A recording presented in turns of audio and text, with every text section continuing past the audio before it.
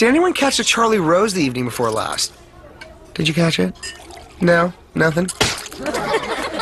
Oh, and it's about to get much, much worse. Ms. Winthrop drags Al into the principal's office for drinking wine with his lunch, and, well... Hi. Hello.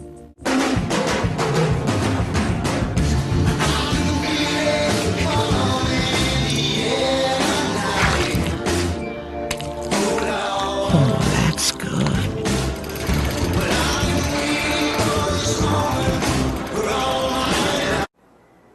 What the hell is that? This is a thing on the show, people, that this 7-year-old kid develops a sexual infatuation with his principal, who is 10 times his age. Black Widow. Like I said before, I was not pleased with this character at all in Iron Man 2. She just felt tacked on. That, coupled with the fact that Scarlett Johansson just looks way too young to play this character, was just terribly distracting for me. But as I said, Johnson's the master of taking young petite girls and turning them into believable action heroes. And that is exactly what he did in this movie. Her intro scene is awesome, and arguably the best intro scene out of all the characters. This scene is the scene that I needed to see in Iron Man 2 to get me behind this character. As we see that the fact that Black Widow looks young, tiny, and meek is something that she uses to her advantage to gain the upper hand, both with Russian arms dealers and the God of Mischief himself. The characters are not oblivious to the fact that she looks young, and that is a good thing. Is your actress funny? Is she a spy too? They start that young? I did.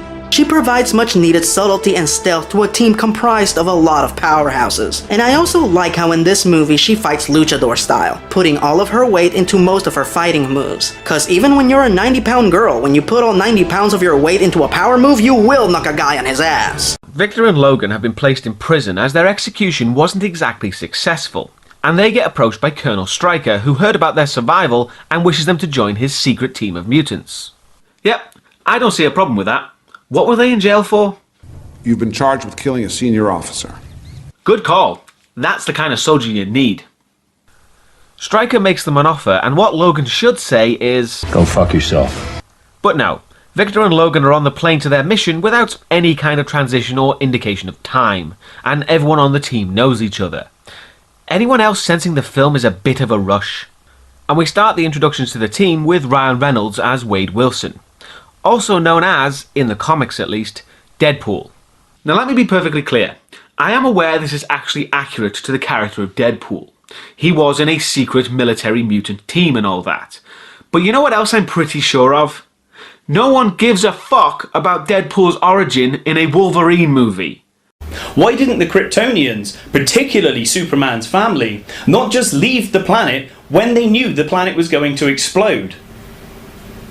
Because, f*** you, that's why. Why didn't Superman just do to Zod what he does at the end of the film as soon as he met Zod, saving the lives of hundreds of thousands of innocent civilians? Because, f*** you, that's why. And that's just two of many examples of this plot's issues. The last battle involving Superman facing off against Zod actually involves Superman killing just as many innocent people as Zod does without seemingly caring at all. He levels entire skyscrapers filled with innocent people, and yet somehow we're meant to view him as the hero. True, his heart was in the right place, I guess.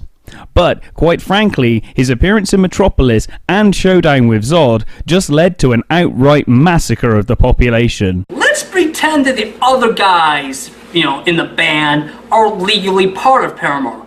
Then we have bassist Jeremy Davis, rhythm guitarist Hunter York, and the Farrow brothers, lead guitarist Josh and drummer Zach. In 2005, they released their debut album, All We Know Is Falling, with a decent pressure. I can feel the pressure. It's getting closer now. We're better off without you. That album didn't exactly set the world on fire, or even charts, but you could tell that the band had some chops, and after relentless touring, they became a band to watch with this great potential. In 2007, they released their follow-up album, Riot, and their potential was fulfilled when they released the kick-ass Misery Business, which tore up the charts. Whatever makes it break, but I got it where I want it now. Whoa, it was never my intention to break. In this movie, Batman is a moron!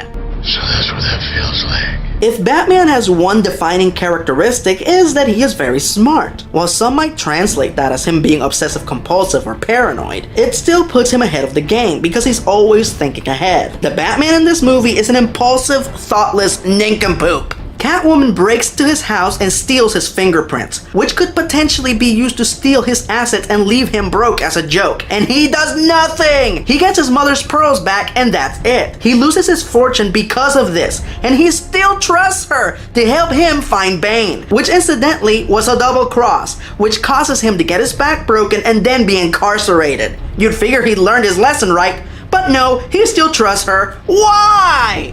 Batman would never do this. Batman is the most paranoid and distrustful character ever. He would never do something that stupid. Like, for example, he would never sleep with a woman he just fucking met. Seriously, he did deserve to get stabbed for that. And speaking of science, Pacific Rim's treatment of science is very encouraging too. In Pacific Rim, science is a force for good, not something that is destroying us all, and it's also varied. I mean, they have 2 science guys and an engineer. And normally when you have 2 science guys in a movie, you have to have one who's right and one who's wrong. But that's not the case here. Herman is sort of the theoretical, cold logic and reason mathematician guy, and Newt is more of the get your hands dirty biology and empirical testing kind of guy. And Herman is right. And Newt is right about what is happening with the kaiju, and they learn to put aside their differences and work together, and it's all very heartwarming. Say it with me, my man!